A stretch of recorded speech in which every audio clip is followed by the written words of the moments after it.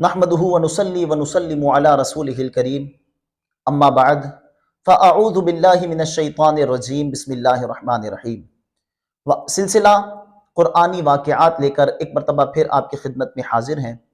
آج ہم تذکرہ سنیں گے دنیا کی سب سے قیمتی گائے کا۔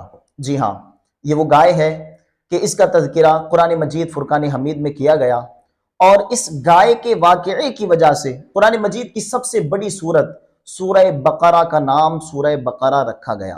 سورہ بقرہ کے معنی ہے گائے والی سورت۔ واقعہ یوں ہے کہ بنی اسرائیل میں ایک نیک بزرگ رہا کرتے تھے۔ ان کا ایک ہی لڑکا تھا، بچہ تھا جو ابھی نابالغ تھا۔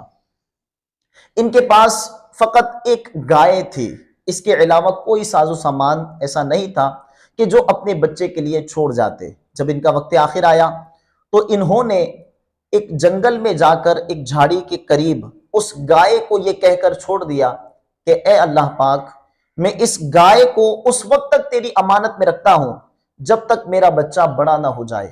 چنانچہ ان کا انتقال ہو گیا۔ بچہ بڑا ہو کر ماں کا فرما بردار بنا۔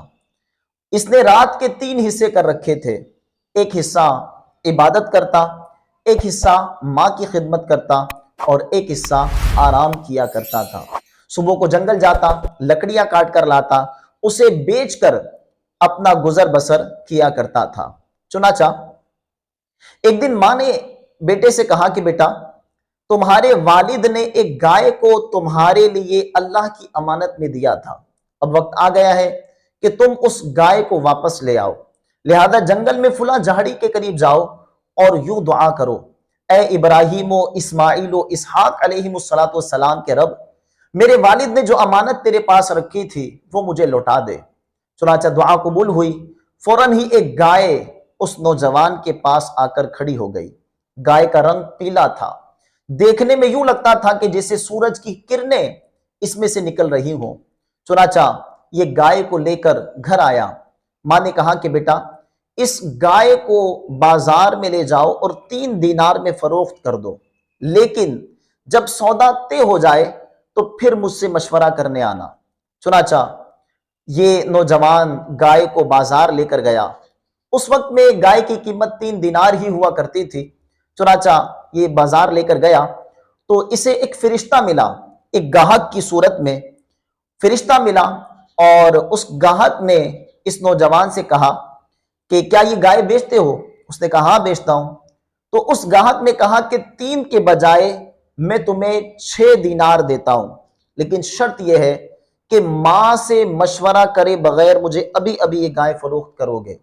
اس نوجوان نے کہا کہ تم مجھے چاہے ساری دنیا کی دولت دے دو، لیکن میں ماں سے مشورہ کرے بغیر یہ گائے تمہارے حوالے نہیں کروں گا۔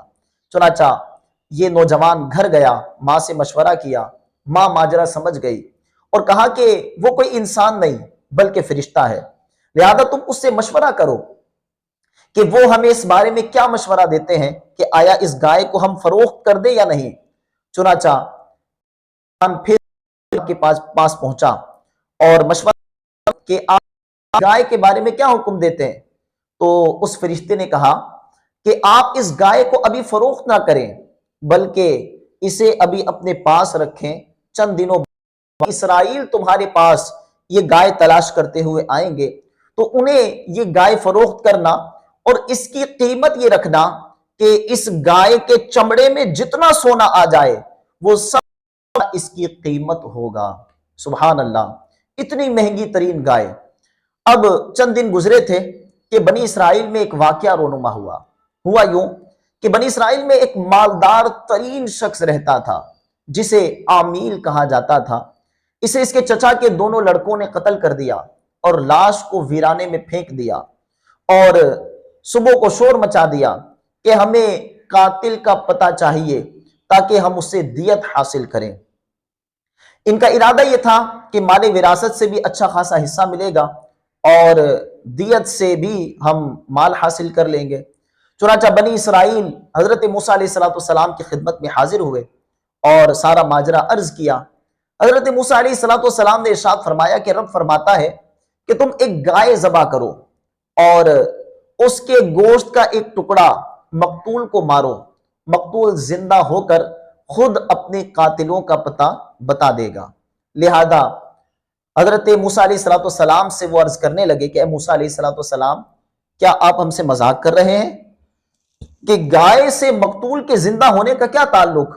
حضرت موسیٰ علیہ السلام نے ارشاد فرمایا، قال اعوذ باللہ ان اکون من الجاہلین، کہ میں اس بات سے اللہ کی پناہ مانگتا ہوں کہ میں جاہلین میں سے ہو جاؤں، میں اللہ کا نبی ہوں، میں تم سے کیوں مذاق کرنے لگا؟ جب ان کو اس بات کا یقین ہو گیا کہ حضرت موسیٰ علیہ السلام واقعی جانور ذبح کرنے کا حکم ارشاد فرما رہے ہیں، تو اب انہوں نے گائے سے متعلق سوالات کرنے شروع کر دیے کہ اس گائے کا کلر کیسا ہونا چاہیے۔ فرمایا کہ اس کا کلر پیلا ہونا چاہیے۔ کہا اس کی عمر کتنی ہونی چاہیے؟ کہا نہ بہت بڑی ہو نہ چھوٹی، درمیانی عمر کی ہونی چاہیے۔ پوچھا اس کے اوصاف کیا ہونے چاہیے؟ کہا اس کے اوصاف یہ ہیں کہ دیکھنے والوں کی آنکھوں کو خیرہ کر دے، اور نہ اس پر پانی بھر کر لایا گیا ہو اور نہ کھیتوں میں اس سے ہل چلایا گیا ہو۔ اب جب بنی اسرائیل نے اتنے سارے سوالات کیے تو اب گویا کہ اپنی جان کو خود مشکل میں ڈال دیا۔ علماء فرماتے ہیں کہ اگر وہ یہ سوالات نہ کرتے تو کوئی بھی جانور، وہ کوئی بھی گائے ذبح کرتے تو اس کے گوشت کے ذریعے مقتول کو مارتے تو ان کا کام بن جانا تھا، لیکن انہوں نے اپنے آپ پر مشکلات ڈالی۔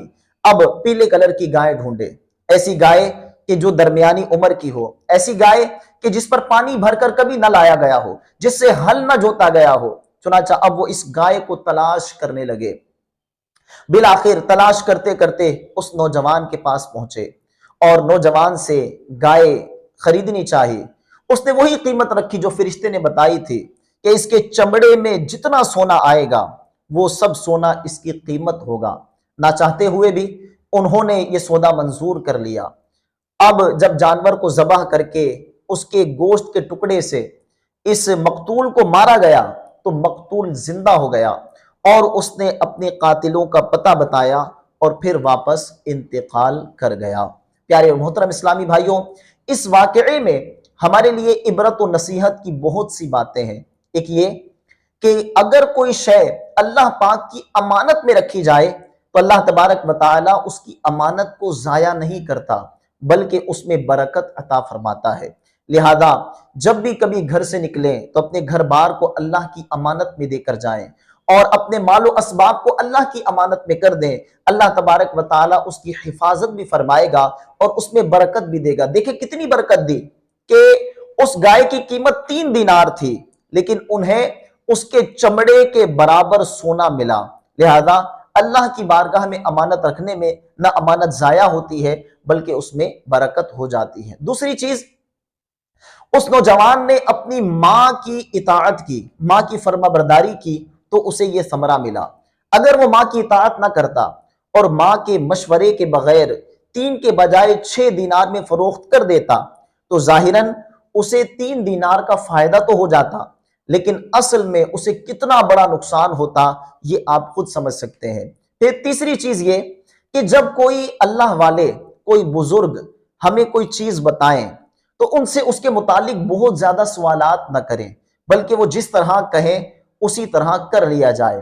بعض اوقات کوئی پیر صاحب، کوئی اللہ کے ولی کوئی وظیفہ بتاتے ہیں کہ اتنی مرتبہ یہ پڑھ لو، تو اب چاہیے کہ اتنی مرتبہ وہ پڑھ لیں۔ تو اب سوال ہوتا ہے حضرت پڑھنا کس وقت ہے؟ تو اب ایک پابندی لگ جاتی ہے کہ جناب تہجد کے وقت پڑھنا ہے۔ حالانکہ جب انہوں نے کہا تھا یہ پڑھ لو تو آپ دن میں کسی بھی وقت پڑھتے، آپ کا کام ہو جاتا، لیکن آپ نے سوال کیا تب انہوں نے وقت کی قید لگا دی کہ اب تہجد کے وقت پڑھنا ہے۔ حضرت باوضو پڑھنا ہے یا بے وضو پڑھنا ہے؟ حالانکہ آپ جیسے بھی پڑھتے آپ کا کام ہو جاتا، لیکن اب چونکہ آپ نے پوچھا تو انہوں نے اب قید لگا دی کہ اب آپ نے باوضو پڑھنا ہے۔ حضرت بیٹھ کر پڑھنا ہے، کھڑے ہو کر پڑھنا ہے؟ تو پیارے محترم اسلامی بھائیوں، اس طرح کے سوالات نہ کیے جائیں، بلکہ جو بات وہ جتنی ارشاد فرما دیں تو آپ ان کے کہنے کے مطابق عمل کریں، انشاءاللہ عز و جل آپ کو اس کا فائدہ ہو جائے گا۔ بنی اسرائیل کی طرح بار بار سوالات نہ کریں کہ وہ کثرت سوال کی وجہ سے ہلاک ہو گئے۔ اللہ تبارک و تعالی ہم سب کو قرآن مجید فرقان حمید کی سچی محبت عطا فرمائے، کثرت سے قرآن پاک کی تلاوت کرتے رہنے کی توفیق عطا فرمائے۔ وآخر دعوانا ان الحمد للہ رب العالمین۔